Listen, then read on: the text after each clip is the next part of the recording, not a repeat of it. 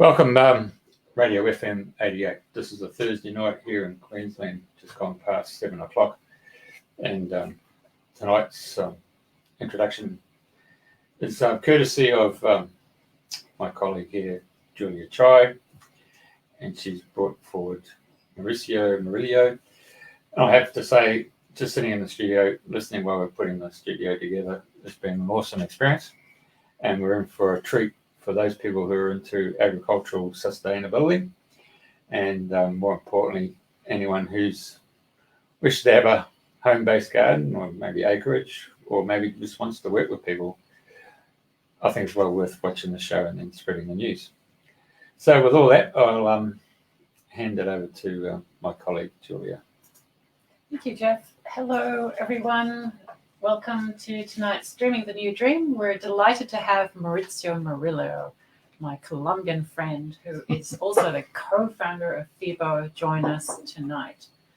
Now, the reason we have brought in Mauricio is because we know among our audience there are a lot of people who are interested in agricultural sustainability, climate change, etc. We had, a couple of months ago, we had Joy Foley up, who had spent a whole year being plastic free and was setting up a forest permaculture garden. And we're following that interest up now, of course, because the dream is for humanity to live in harmony and sustainably with nature. And one of the new trends, that I've certainly noticed as a former economist is that there's this word called upcycling, which is about taking what was traditionally treated as waste and creating that, adding value to that into products. And some of it is new innovation, and some of it is taking old traditional techniques that have been in. So, Mauricio, welcome to the show. Thank you, Julie. Thank you, Jeff. Thank you for inviting me today. Yep. Great. So just as an introduction, when I first met you, you told me that you've been studying agriculture doing a master's in Colombia, and you ended up working with the organic mountain coffee growers, and that you helped them in, they had a difficulty because they were quite small, being on the mountains. They wanted to be organic, but at that time, companies, buyers like Sara Lee were not interested many, many years ago. That's right. That's true. When I met you, a long time ago, I think 10 years, we were talking about these basic problems of 91% of the coffee is waste. Basically, the fruit, the leaves, and the coffee itself is a lot of waste. And I pursue a research when I was doing my master's, and I found that 41 different new products can be done. And there is a neglection about how the research has been done, basically because it's more about the beans use and the roasting and all about the brewing, but nobody talks about the benefits of the fruits and the mucilage and the skin and the leaves and the flowers and all the timber, which they have huge value. I think now is a good time to start thinking about upcycling all this agricultural waste from coffee and other crops. Yes. So, in terms of sort of coffee, is it actually a crop that's traditional to Colombia originally, or was it introduced? Coffee was introduced into Colombia in the 1800s, and they've been growing coffee all around Colombian mountains. And for whatever reason, Colombia is the only country in the world that produces crops every 20 days in different parts of the regions. You can crop all year round. There are big crops and medium crops, but all the year you can crop coffee, and it's well known to be in the best or the most soft coffee. And a lot of people use it as a filler, as a bulky coffee or instant coffee, but they don't know that there are more than 600,000 families that live from coffee, and they are in a slavery cycle because they depend of the Colombian Coffee Federation, and Colombian Coffee Federation only managed everyone, and they pay whatever they want to pay, and that's basically why we need to encourage people to start doing the upcycling and using other byproducts. They have more value as well. Okay, so they by adding value or selling byproducts from the coffee, that will help the farmers because they're not making enough money. I mean, you were saying using the term slave, they're not making enough money to support themselves with the current system of buying coffee. They're not making enough money, and basically, to give you just one example, 1 ton of coffee timber in the market is the most fine timber, and it could cost around $5,000 already fixed or polished or whatever. And they normally burn all the timber. Every year they cut 20% of the plant, and they burn everything. And this is a byproduct, basically just the timber, just to mention one. On top of that, they pollute the rivers with the mucilage and the skin and the fruits, because they are very rich in nutrients, but once you're in contact with water, they will kill all the fish and everything else. They use it sometimes for composting. Composting is a good source for feeding the plants, but I think people in their minds, they think this is the only solution to use the waste for composting. They don't understand that if you crop the plant, not just the fruit, but the plant and the residues, you can obtain amazing byproducts. And these byproducts process can give maybe twice or 3 times the income of the normal crop. Okay. So you mentioned the timber, and then today you've brought us a beautiful jar of cascara tea. Yes. And I'm just going to open it up because I'd heard about this, but I didn't have any. So yes. it kind of looks like sort of plum rose leaves. And this is actually made from the coffee fruit itself, Yes. the skin, is it? This is the coffee skin and the flesh. We have a system in fiber. We dry before 8 hours because otherwise it could be very toxic. And the process needs to be quick, and we try to obtain a good concentrated antioxidants. And you can drink it as a tea. It's very good for your guts, and it's very good for digestion. And give you a lot of antioxidants. Antioxidants. So Jeff's just about to have his first sip of cascara tea. Have you tried it yet, Jeff? I have, and I'm a tea connoisseur, so it's really quite.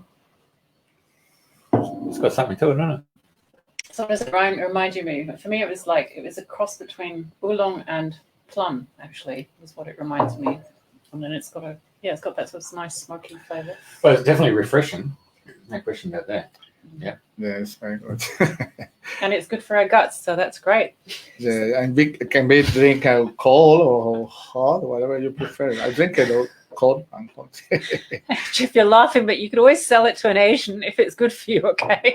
Actually, we have very good response. We've been testing this cascara for the last year, and people love it. People love it because it's good for make your mind very sharp, and also cleanse your guts and help with the digestion. Yes, and that's good.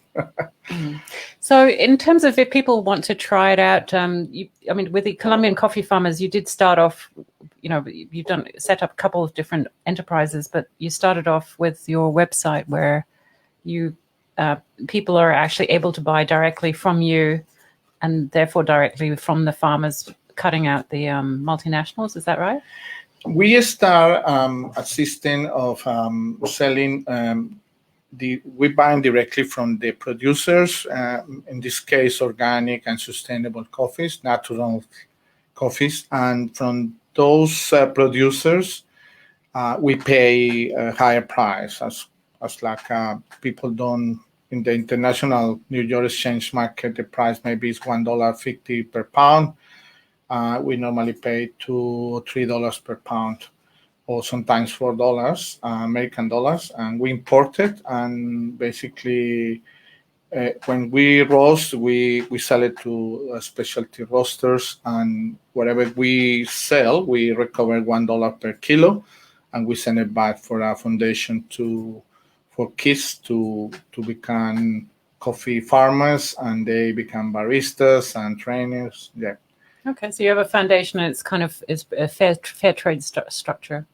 It is like, it's called Fundemos. It's that's a FIBO structure. Yes.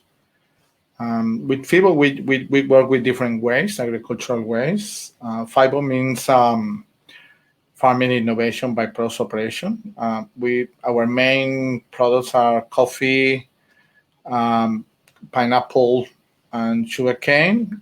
In Australia, we focus a lot in the coffee and pineapple. In pineapple, you can obtain a lot of fibers from the leaves, and you can obtain some dry fruits as well from the pineapples. They are basically seconds, or they cannot sell it in the market. It's still edible and still good. And we are in process of researching a little bit, obtaining other bromelain and other proteins as well. Yes. Yeah, for our international viewers, I mean, if you live in Queensland, as everybody kind of equates you to being a pineapple grower, sort of sugarcane. So we've got plenty of pineapples. We used to export them. Jeff's going to bring up pictures of the farm that you're working at. And the beautiful shirt, which looks like the one that you're wearing. Is that the same thing? It is the same fabric. It's made with 30% pineapple leaf fiber, which is called pulp, and 70% organic cotton. The benefit of the pulp is that it doesn't pollute the environment, and it's only use 1 liter of water per kilo. And basically, it's very sustainable, and it's a waste. It's for free. Then what we're doing is cropping the fiber and getting return to the farmer, cleaning the crops, and basically giving the opportunity for the farmer to leave the soil rest without any insecticides or herbicides or fumigants that will clean totally the soil and make it more productive. Even 30% production can increase in the farm. Yeah, that's really exciting, because I know that the cotton farmers are under a lot of fire because, we've obviously had droughts, and cotton growing takes up a lot of water, and I think they're feeling threatened, and they're being encouraged by the government to switch, or to become more sustainable. So by buying waste from neighboring pineapple farms, mixing that into clothes, that would be a better way, would it? Will be an excellent solution. Yeah, I think Australia has the potential to mix at least 20 or 30% of the pineapple leaf fiber and produce with the cotton an excellent material to export everywhere, or just produce some textiles if they want to do it. The quality is amazing. Strength is stronger. It's more lasts longer. It's easy to dye with natural products. It's plus benefits everywhere. Yeah, and it's not new. I mean, the making shirts from pineapple fiber is quite big in the Philippines, isn't it? So it's not a new thing that you have to invent. You have a textile industry that can actually deal with that, and probably could do with the work. Have you joined up with any teams, textile factories in Philippines? How did you go about that? Yeah, we were to the Philippines and talked to the government Fiber Research Institute, and they send us to the factories where they produce all the textiles. But they cannot produce too many textiles because all the technology is manual labor, and it takes very long to extract the fiber. Then that's why we develop systems for extraction.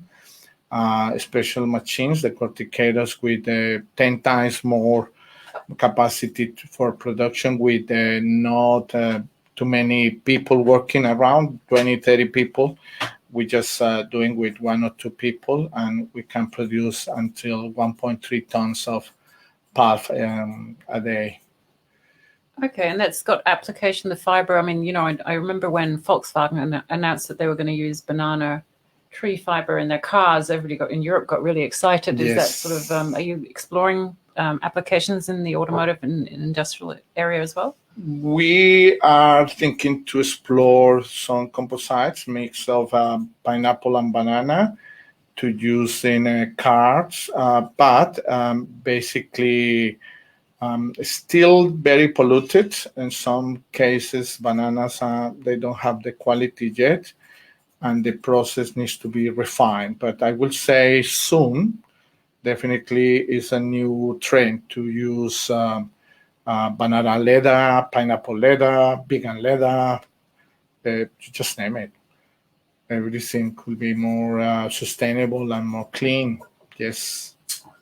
And in terms of inventing these machines, are you getting any government support in terms of exploring these new upcycling options for the Queensland agriculture? Unfortunately, we've been paying everything from our own pockets. I'm lucky that we have another company called Mr. Coffee's, and that company is almost paying everything. We got an incentive we call R&D, which is research and development from government, which is a return of some taxes. Yes, we try to employ at least 10 people at the moment, but since the coronavirus make us stop 10 different projects, we had to cut staff, and it has been tough. Yeah, I'm really surprised, because I would have thought, I knew you were at UQ for a long time, and I would have thought that the government would actually be encouraging this kind of investing in this kind of work. I shouldn't say this, but normally, yes, there are lots of funds, but there is proof of concept, and we're still in the R&D, and the majority of the research is funded through universities, and they have to do big, deep research. Well, this one, I know, I apply my knowledge, and I have internship people working for us, and they have the knowledge, the experience, the research. We apply for many grants, but never we get success. Do you get frustrated? I mean, you've got this dream. You're having to fund it yourself. You've got this dream of using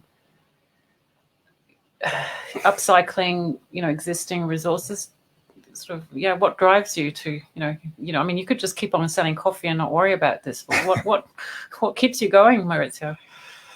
I think what it drives me towards this project is to see all the goodness of and benefits of the byproducts, and see how people are neglected by the information, and they should get a little bit more information. Even without help from government, I think we still pursue. Will take us a long time, but if we will get some funds or anything, definitely. We were approached by Chinese enterprises last month. I hope these people will help us.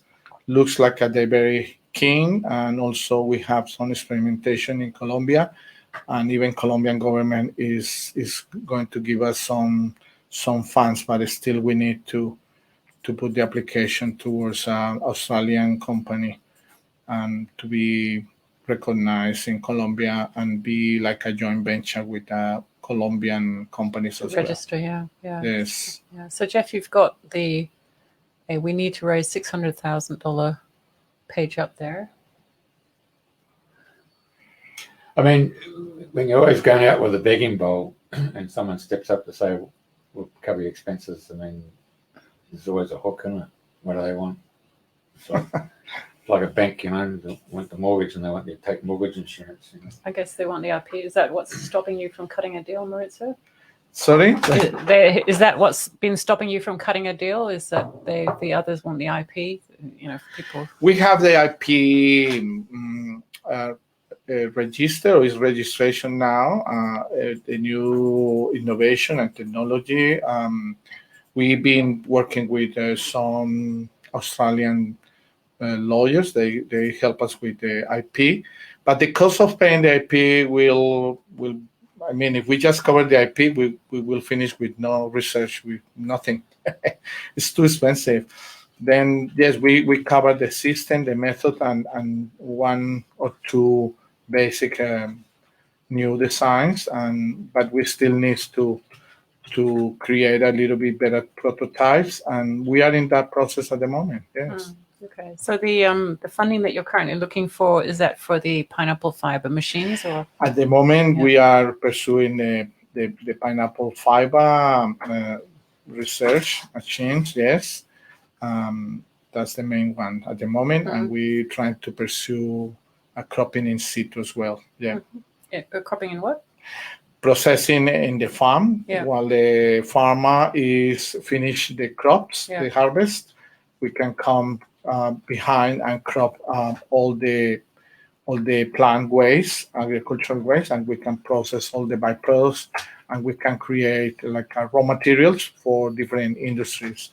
We can provide that material for different companies to produce different materials as well. Yeah, yes. I mean, I just love that because it's it's not having to create a new material. You're using existing material grown by nature or plant material, plant fiber. This is all natural, and it's growing locally, and it's there. We just actually need to collect it. And I'm kind of inspired because I know that the vineyard industry and the grapes, they've done that as well. They've done it with grape seeds, extracts, and then they take the grape fruit, the actual skins, and they sell that to the feedlot industry as well to feed the cows. So the more that we can use, 15% of a whole crop being used is not enough, really, is it? No. It's very little. Yeah.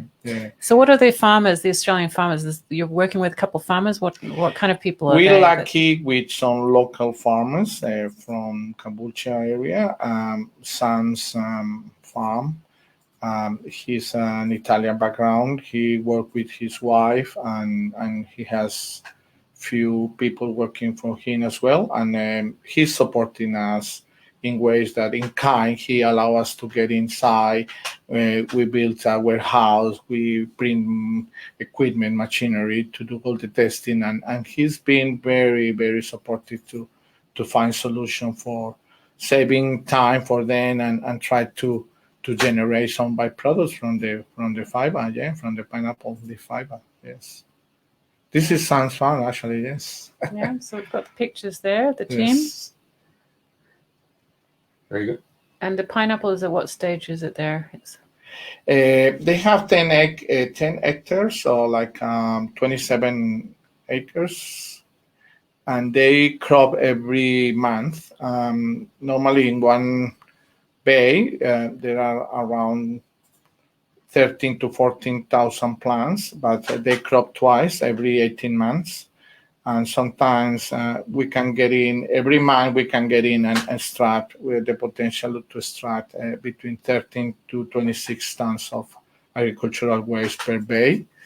Then basically that gives us a lot of material to both the just one farm. If we can do the same thing on fast fashion, consequently ending up in landfills, the chemicals used in the making of those products affecting our oceans.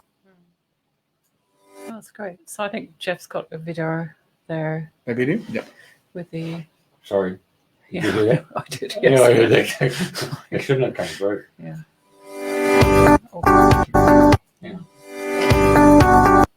Fibers from crops. Jesus. Is that showing on the screen? Or? It will be in a sec. Yeah. So we're just about to show you a video of showcasing the fiber, the pineapple product. So just as a quick backstory, about 2 years ago, yes, Mauricio, that's true. I gave you a very precious gift, which is my kombucha mothership. Yes, I remember that. What? And you said you were going to grow her in the bathtub. I've been growing that, and I give it to a lot of people. And what happened with her? What has she become now, my kombucha mothership? It's been like a 3 or 4 big mother kombucha. Huge. But what has she become? Is somebody wearing her now, or has she become makeup? What is this? What have you turned her into? I wish they may. There is a company they want to try to use kombucha, just the fungus, to create some Leather jackets. textiles, Yeah, like yeah. a leather jacket. Yeah. This is the fashion. Whereas you've decided to go for pineapple. We'll watch the video first, and then I'll ask you why pineapple, not kombucha. All right, let's do Okay. that.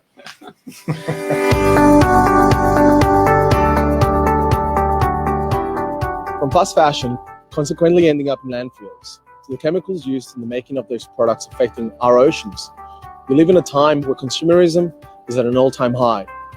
This is causing a great negative impact on our environment and our planet. My name is Mauricio Murillo. I am the co-founder of FIBO, Farming Innovation by Product Operations. So what is FIBO? By utilizing new and existing technologies to innovate new methods for the collection and processing of raw fibers from crops, and Australian first, we aim to introduce commercially scalable fiber for export to international markets, including fashion, textiles, furniture, automotive, medical, and construction, just to name a few.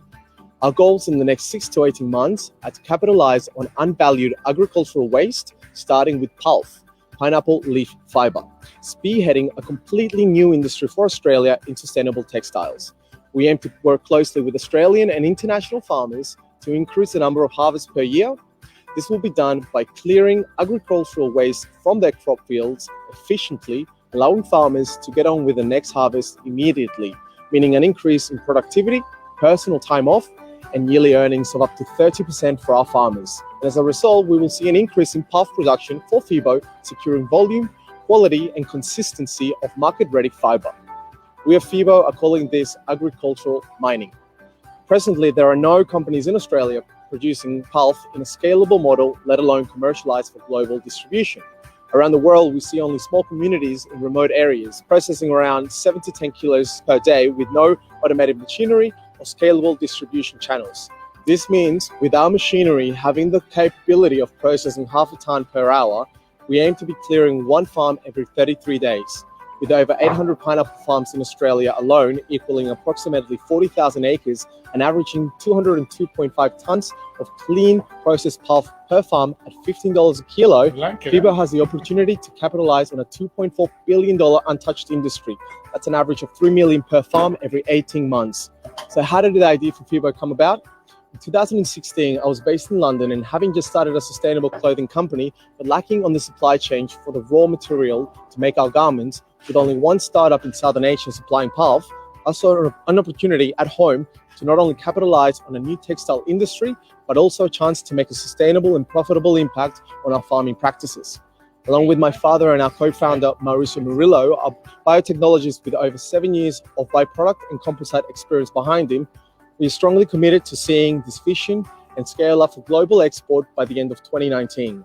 FIBO will be the leader in this field where others lack technology, know-how, and partnerships. We will succeed both at home and internationally.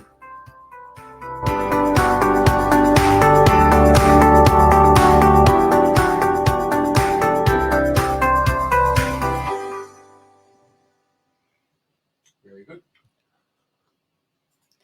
Yeah, well, you guys have done your research. So, yes, that answers the question. Why pineapple, not kombucha? Actually, I did a lot of research about kombucha, and kombucha takes a little bit more work in terms of growing, and it's a lot of efforts in terms of production. Well, you find the agricultural waste, especially pineapple pulp, everywhere, and it's a free resource, and is a problem for the farmers because they need to spend between 200 hours a year just cleaning the crops, just and fumigating and spraying insecticides and herbicides just to prepare the soil for the next crop. And that's why I thought we must go through something a little bit more sustainable in terms of agricultural waste. We waste a lot. We don't use even 10-50% on our crops. It's just everything is just waste. The way we buy in the supermarket, the way we were told that everything needs to be perfect, that's keep us as a way of buying seconds or maybe using other plants, other parts of the plants, and obtain different other products. That's why we decide to go with the pineapple, and it's Australian. It's a local resource, yeah. And you've you know you've traveled all over the world with your other work with the coffee. So you've been to Vietnam and Uganda and Kenya. So I think certainly compared to Jeff and me, you've really had direct contact with the farmers on the ground who are trying to make a living. And as you traveled over the decades, have you sort of I know Richard Attenborough is quite big on that. He can actually chart how things have changed through the 60s, 70s to now. Have you seen things getting better for the really poor sustenance farmers, or are things getting worse? I think it's getting worse. It's getting a little bit worse. And basically, there was an attempt to create specialty coffees. And there was a market for these coffees to be paid in auctions and be recognized for the traceability of the coffee and how they benefit the farmers and the towns and the people. But in some ways has been abused by lots of international organizations creating fake certificates. They are not very fair. They charge $6,000 to $8,000 to get a fair certificate of fairness, which is not fair. And also they charge many other stuff.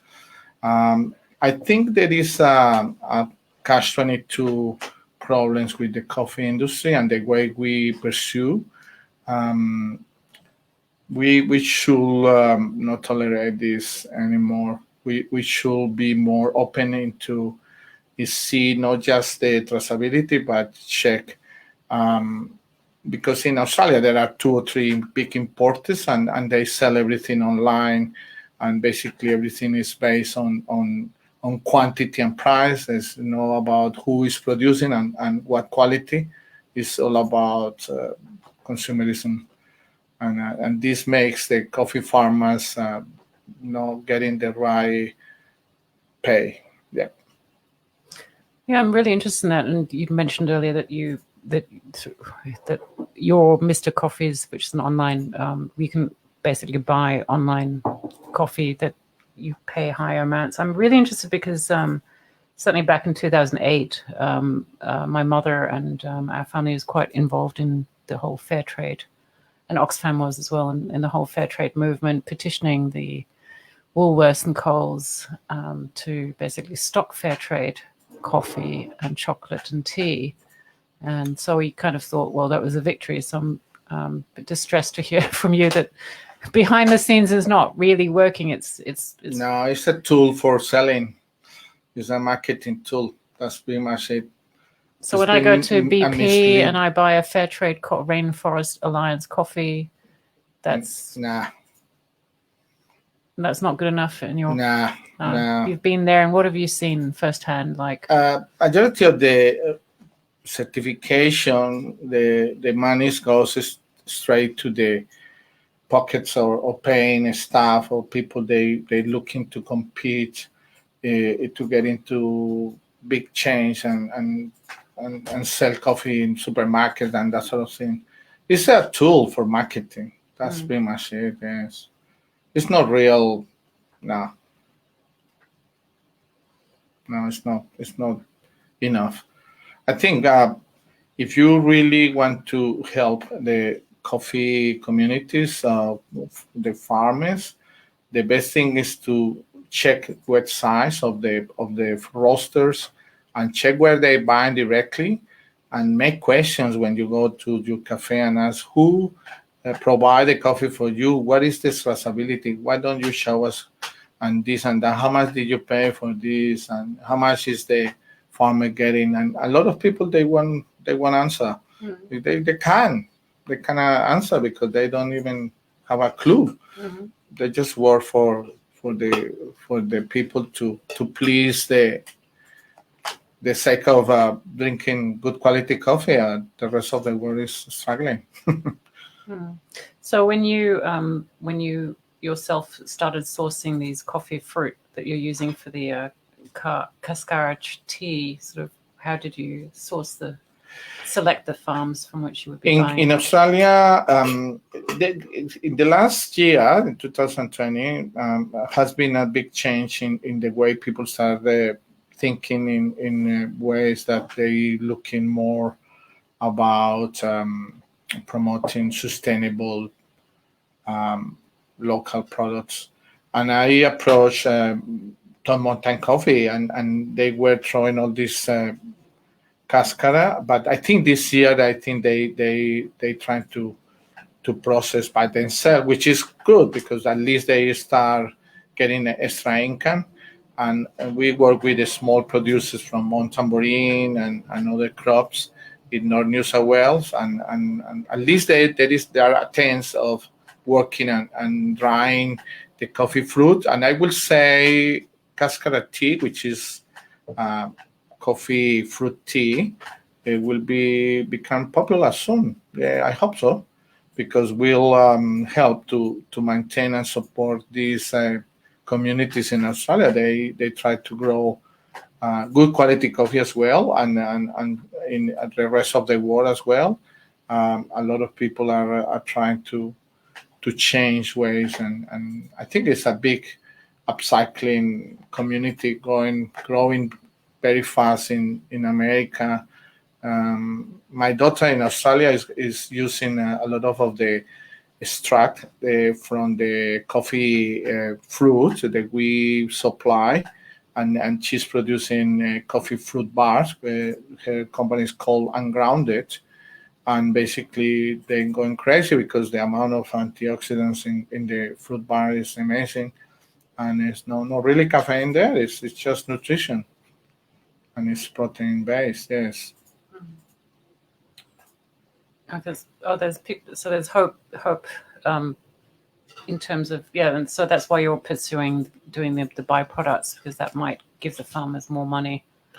Definitely, well. And definitely gives recuperate at least 25% of the agricultural waste from coffee, and that means instead of using 9%, which is the bean, they will start using 34%, which is the bean and the cascara, which is good. I mean, will be ideal if they can use the leaves and that they can use the timber and they use another stuff. But at least they start using the coffee fruit, and still they need to refine the process. But it's a good start, yes. So you mentioned 40 products from coffee. So we've got the coffee tea, we've got the coffee scrub. What We are a scab. From the coffee plant, you can get the flowers as well. Sometimes you can make tea from the flowers, dry the leaves and make tea from the leaves. The timber, from some of the mucilage, you can extract some antioxidants. From the grounds, you get lots of you get extract the caffeine as well. People use the coffee oil. You also extract some colorants that can be used natural for the dyeing industry. For the hair. Just name it. There's lots of different uses of different parts of the coffee husk, which is a product after you roast. We process the coffee husk, and we are using it for mixing with the pineapple waste and creating the eco pots. Basically, there's just a lot of potential, and we're happy to give people advice if they need some help, and we're happy to integrate the communities. I'm really happy to be part of the cycling community in Australia. If they want to know more, happy to travel wherever they want and give some more information and engage people in these new upcycling conscious byproducts. Yes, definitely. Right, I've got this video ready to go. What's this one about? It's from Uganda. Mm-hmm. Uganda. Mr. Idiot, man. Yeah. We are Escapa, a social enterprise application for the coffee world, with social, economic, and sustainable impact that will improve the income and livelihood of all coffee growers by better forecasting the real situation of a coffee farm. After 6 years of research and trials, we launched in Uganda, a great place to showcase the benefits of Scapa. We visited a large number of coffee farms and we were overwhelmed with their growth potential. Scapa can help you forecast an economic estimate when sustainable measures are taken, minimizing the economic and environmental risk. So, with this, we can empower farmers and open the doors to better business processes, including the benefits of coffee byproducts. So, who do we work with? Organic, non-organic, sustainable, non-sustainable, small, medium, large coffee producers. Our goal is to empower coffee farmers around the world to better understand the market in which their livelihood depends.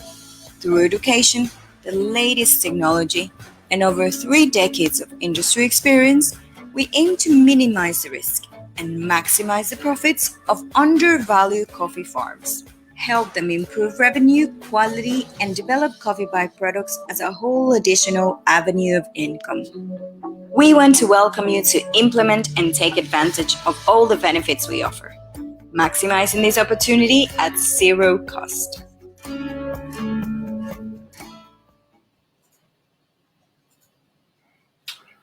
Pretty interesting, isn't it? Hey, what reminds me is that all farmers, no matter where they're located on the planet, they all cop a raw deal, don't they? I mean, here in Australia, dairy farmers, I mean, they've been driven off their land because of Woolworths and Coles and their 1 litre milk prices. We've seen cooperatives, who've been whipped into shape by investment bankers who've told the cooperative, if you sell your business to a corporation, you'll get value for money for shares and all that stuff. Only to see, the likes of that disseminate their returns we've seen in that industry. We've seen the meat industry where the conglomerate came together and what? Oh, it's just really noisy. Was it? Yeah. Oh, okay. It's really good.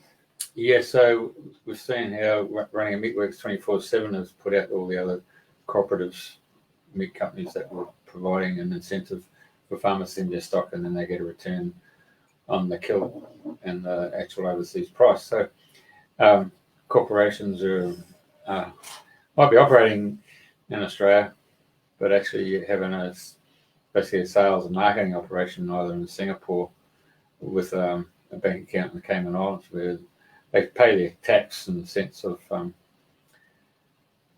wages and salaries and excise tax, and then they're paying their import duty on products coming in. Then superannuation, high levy, bloating, the fuel levy. I mean, there's tax, and then at the end of the day, they get taxed on their profits. So they try to compete by remaining offshore. So it makes it extremely hard to sort of compete with those type of individuals who've got the likes of international accountants who are working in their favour to maximise their returns. It always seems to me that the actual individual who produces the product ends up with 10% of the actual sale price by the time everybody's come through the marketing chain. So how do you see yourself, if anything, to compete against that multinational, no boundary tax minimalisation organisations? I mean, that's basically what you're coming up against, isn't it? Very, very true. I think it's a change in mentality now. There are small groups of people, they are pursuing buying local, food for life, basically a small group of upcycling. I think it's a new revolution, the way we need to educate how we're going to eat in the next 10 to 20 or 30 years.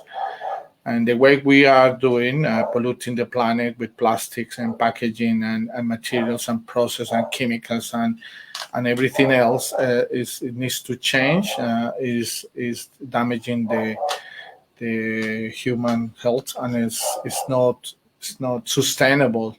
And we need to start protecting our planet. We need to protect our bodies. We need to protect our income.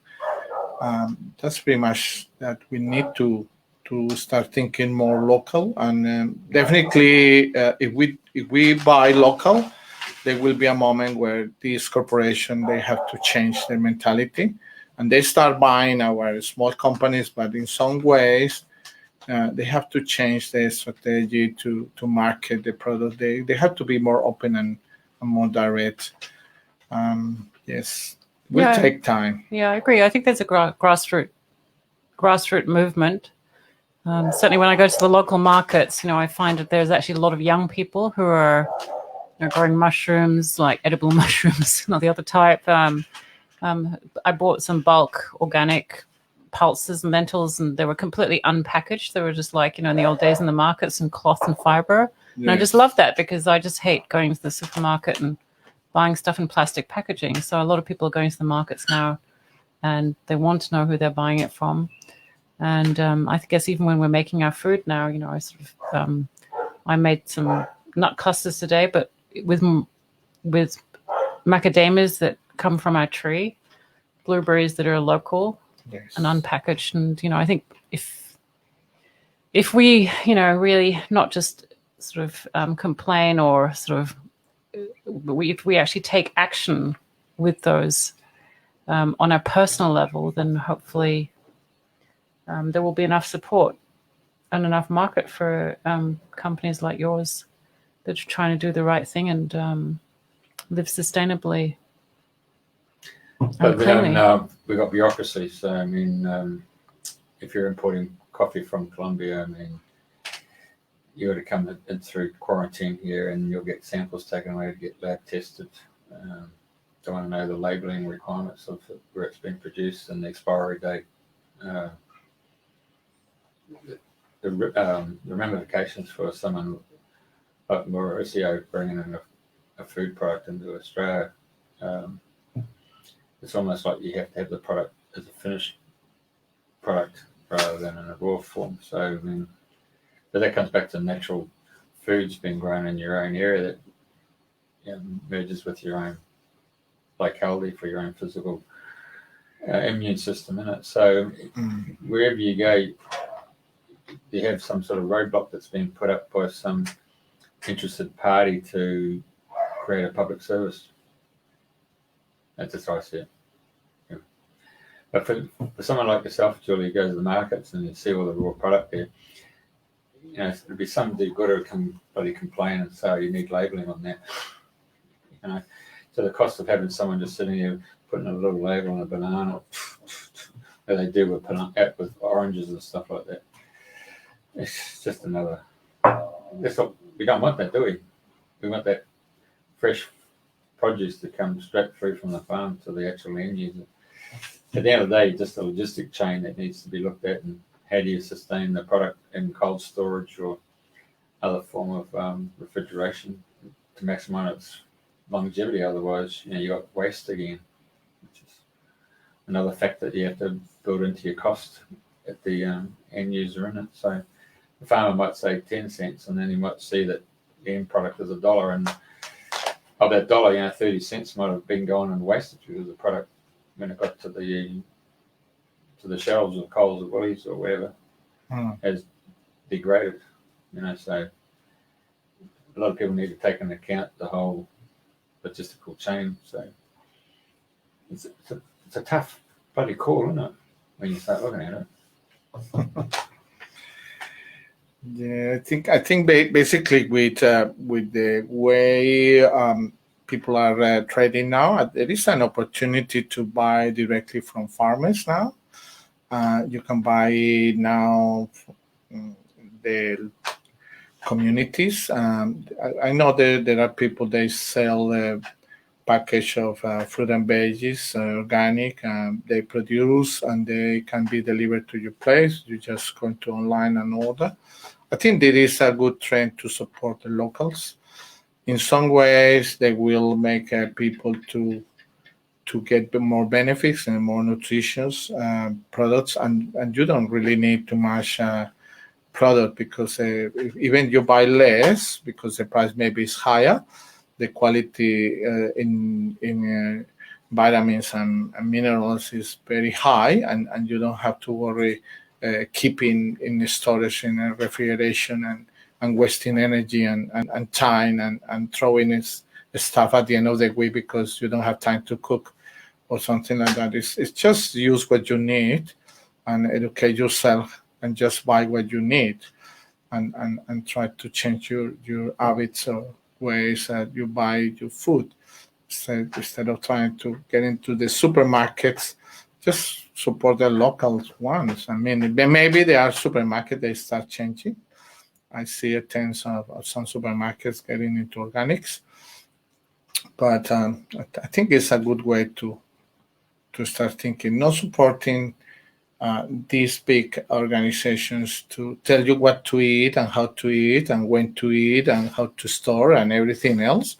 It's just your decision, your body, your soul, is your everything. And if you don't have control over yourself, then who else giving everything to organizations to control? No, I think it's good time to start at least having the right to buy what you need, and everything else when they will go away once we start changing our habits.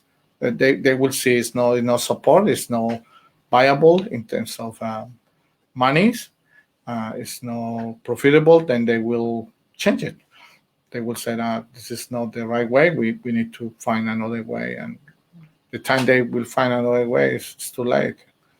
So more people are joining this new upcycling and clean movement.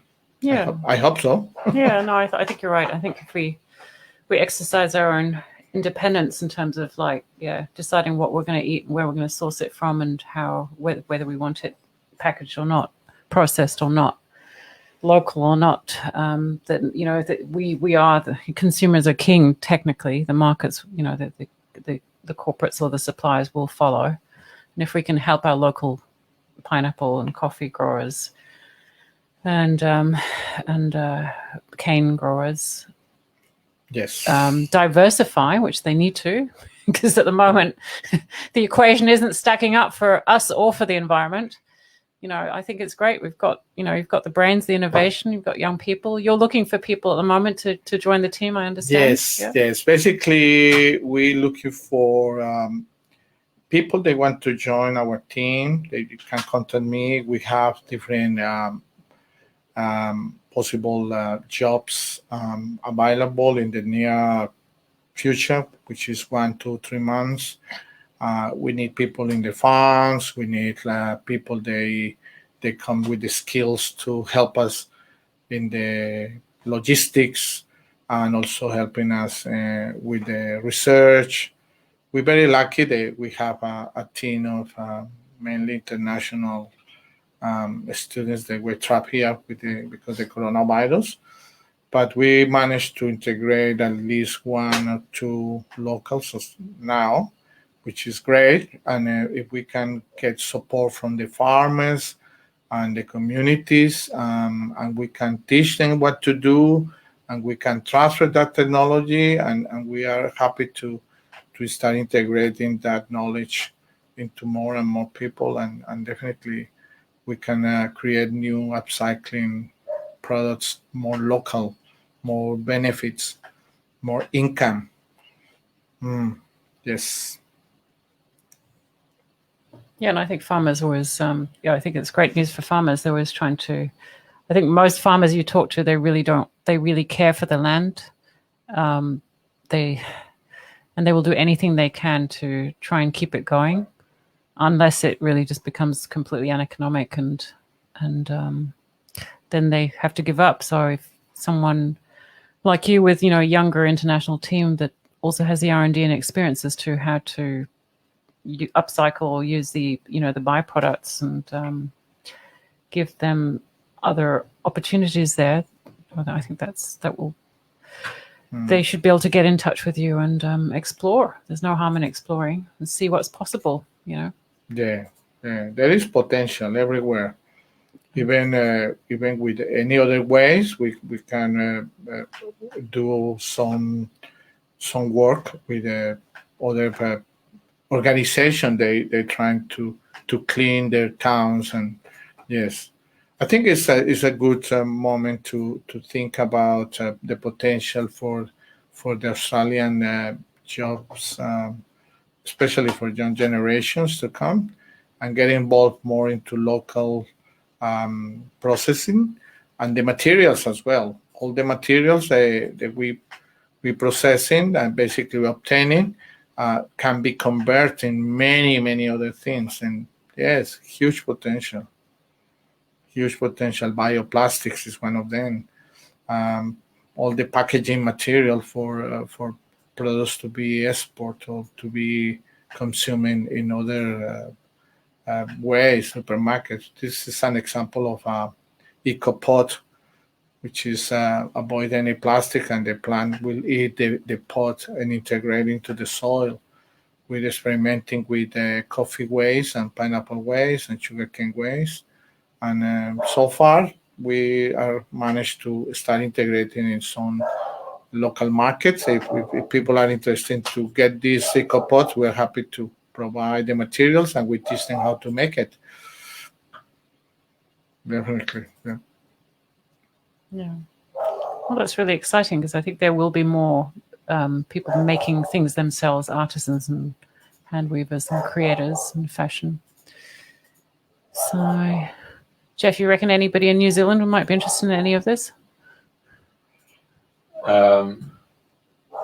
What component? Because New Zealand is probably well ahead of the curve, and because it's a small country, it learnt to be innovative when it didn't have the actual overseas currency. Like all countries, like South Africa, when they were placed under sanctions, they made just self-reliant.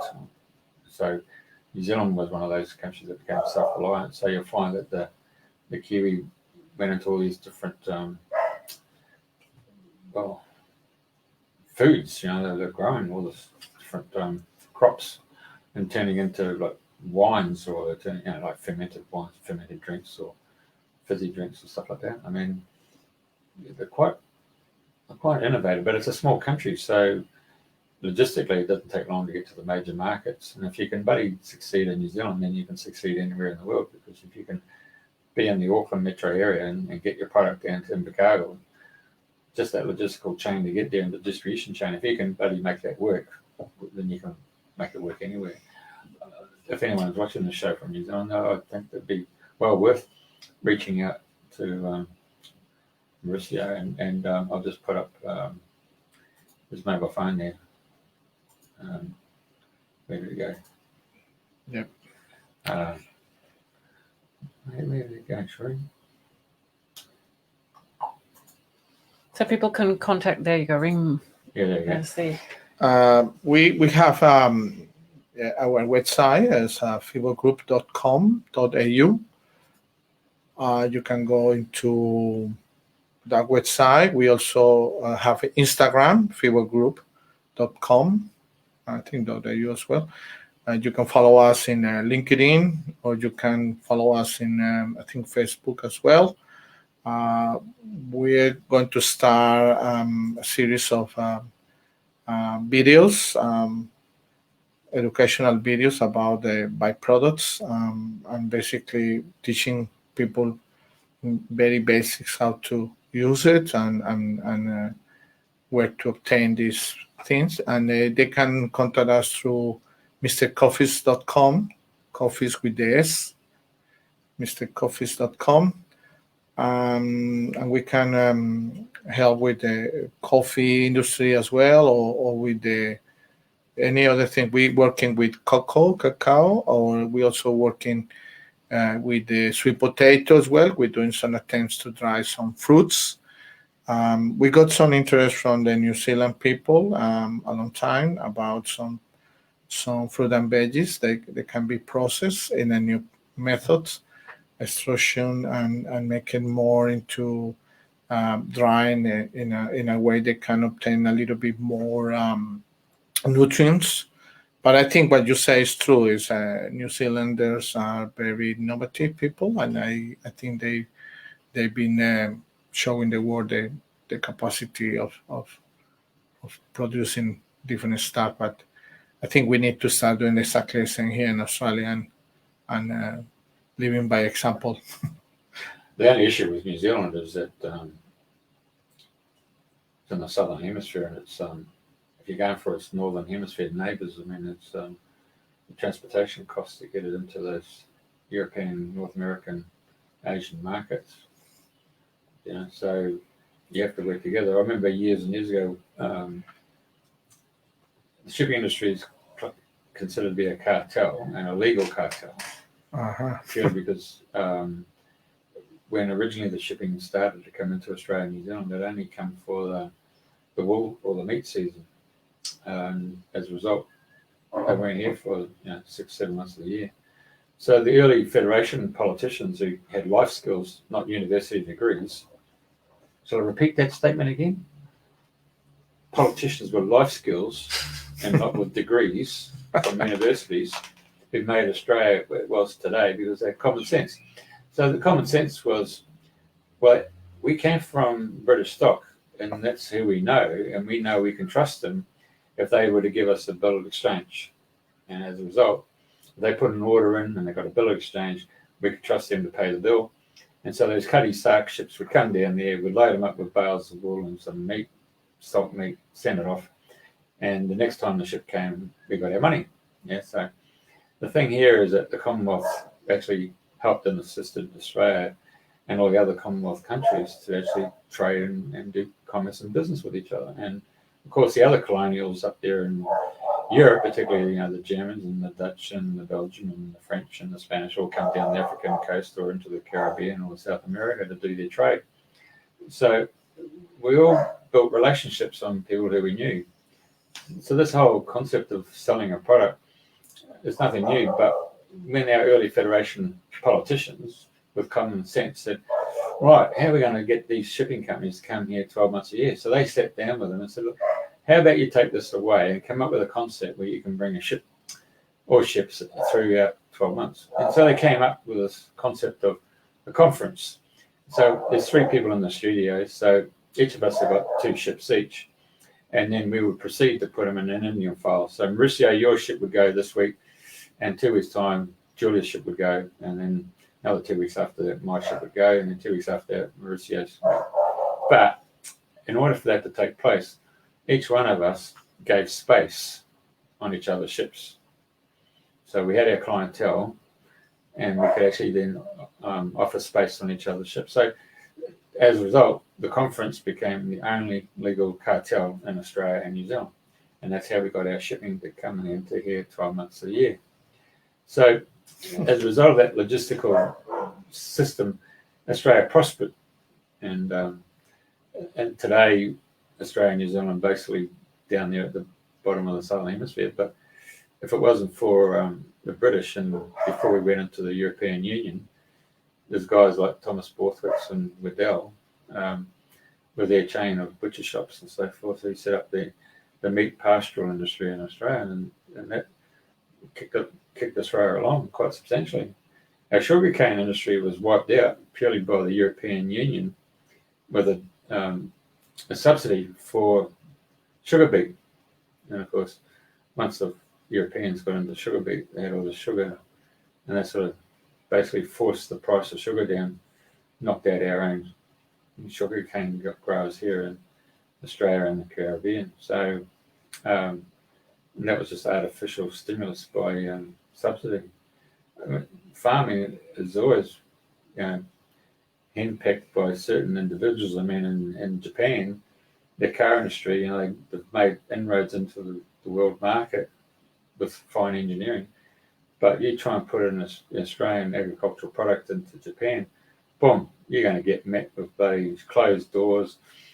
You got to jump over hoops and all that stuff. It's not a level playing field because the rural economy of Japan is very much integrated with their society. So, farming is, might be farmed on about a quarter of an acre, might be on a hillside, but I mean, the Japs don't give a hoot, Yeah, well, I think everyone's going to do what they can to protect their farmers. And I guess, Maurizio, with your company, we've got an opportunity for us as individual consumers to actually help or, support our farmers by looking for those new products that they're creating as an additional product to the stuff that they're selling into the cartel or outside of the cartel. So, yeah. That's right. It's a good thing to think to protect our local produce, especially because Australia has lots of native produce. They have a lot of different fruits and things that you cannot find anywhere. And I think it's good time to start thinking locally in terms of it's just generating just not the income from these crops, but also the byproducts they can generate, like avocados, the macadamias, all this stuff that can be processed locally and upcycling. Yeah, and you'd be surprised, Byron Bay and all that. Chris Hemsworth is so famous that I was in Colorado 2 years ago, and some yogurt company from Noosa is selling really well in Colorado. Wow! Because of Chris Hemsworth and how popular he is. So, I think it could work both ways. Yes. Colorado is the largest grower of cannabis. That's why they like yogurt from Noosa. Okay. Probably. No, they're beautiful. They got the mountains. Yeah. I was in Vancouver, BC, going through the Canadian side to go into the American side, and Chris Hemsworth in the same, you go through the lines to go to customs. Yeah. So you could hear his accent, he could hear ours, and as you know, you just don't acknowledge. You just go, mate, move on, don't you? Yeah. Don't go and ask for an autograph. Hey, well, Mauricio. Okay, so the dream is what? The dream today, coming on the radio, so and people watching, is to say, listen. I put my head up. I'm a bit like those meerkats. I put my head up. I'm looking around. Yes. Seeing what's going on, and then realizing, okay, we've got something here that we can turn the 6 million tons of waste into something that's going to be a biodegradable biomass, whatever you want to look at it. I mean, the Rocky Point sugar mill down here in Queensland, just down the road, Gold Coast, they went to biomass as a form of fuel, electricity, and of course, the encroachment of suburbia is seen demoralization, I suppose, of that industry, purely because the sugar canes have been swept up by developers and they're getting more money than they would have done working in the sun, planting sugarcane and harvesting sugarcane. So it's always comes down to the dollar at the end of the day. Unfortunately, that's society. It's been created that dollar is a dollar, isn't it? So yeah. I think the dream today is to open the eyes and start dreaming awake and knowing what is around you and what can you upcycle. How can you become a little bit more connected to local communities and engage with that sort of produce and get the best of benefits from the locals and use basically more sustainable byproducts. I think that's the dream, and I think that dream will become reality.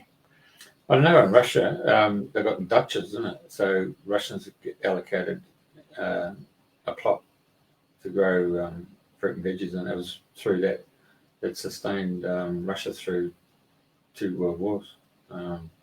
And of course, England has the same with their community gardens. I know that here in Logan City, which for those people listening would be between Brisbane and the Gold Coast, they've got community gardens at Marsden, Crestmead, but there's also the Logan Food Growers run by Lynn Buffett, and they do little mini tours around within a 60-kilometre radius, so that people can see how people have sustained a little property in terms of what they can grow based on the pH of the soil and how to add nutrients to the soil and bring the minerals. And some have actually gone a bit step further and are using the elementals of Devas, which is the spiritual world, and working with them and Pan. And it's quite a depth to it. I mean, anyone who's followed Rudolf Steiner would understand where we're going with the subject, or if anyone has been following the Findhorn community up in Scotland would really learn a lot about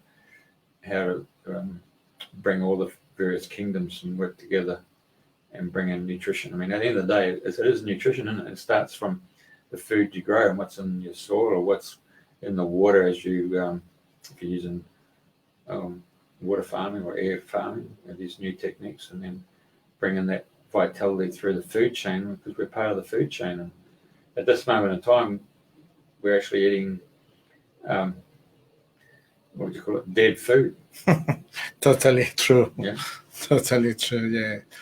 The processed dead, low vitamin, low minerals, everything is degraded by the genetically modify and all the experimentation they've been done, because they competing with prices, and they tell us where to buy and how to buy. And if we choose to grow our own, I will say, and use all the waste and create composting or materials or benefit from those crops we generating as well. Definitely, I think people would be more healthy and more smart. They can get less spending of money. They can use the money in a wise way of buying what they really need and no superficial buying. I think it's time to start taking our future in our hands and open the eyes and be a little bit more conscious about not wasting and upcycling. It's a new word, and it's not recycling, it's upcycling, which is more giving the use of putting a new product or anything about and all the benefits of those products. We can upcycle different stuff. We can upcycle furniture. We can upcycle anything, basically. But if we upcycle agricultural waste, which is the main waste, it's more polluted now than even the plastics and everything else, because they are fumigated every day and they have to be clean and they have to be rotten, and it's a lot of work and energy waste. And we always see, we put the eyes in the plastic, but it's still plastic is a big problem, but agricultural waste is a bigger one. It's 90% of the waste of what we produce, we throw, or we leave it, or we don't use it. And we're complaining because it's not enough resources. We don't want to see. That's it. Yeah. Well, Mauricio, thank you for opening our eyes to that. I didn't actually know that about agriculture waste and what they have to do to try and get rid of it so that they can grow the other crop. But dead food. I agree with you both, gentlemen. I keep on opening this jar and smelling it because it's just so beautiful. It's so alive. And so, Mauricio, thank you for coming on the show, showing us it's possible. You're wearing an upcycled shirt, from fiber. Yes, I am. Fed us the tea. So thanks for coming on the show and showing, everybody that it is possible to follow that dream. Yes. Thank you for inviting me and today, and I hope I can give some help and advice. Thank you, Julian. Thank you, Jeff. I think that what you're doing, Living the Dream, is an amazing program, and I think everyone needs to start doing that, living the dream. Yep. Great. Thank you. Living the dream, everyone. Thank you very much.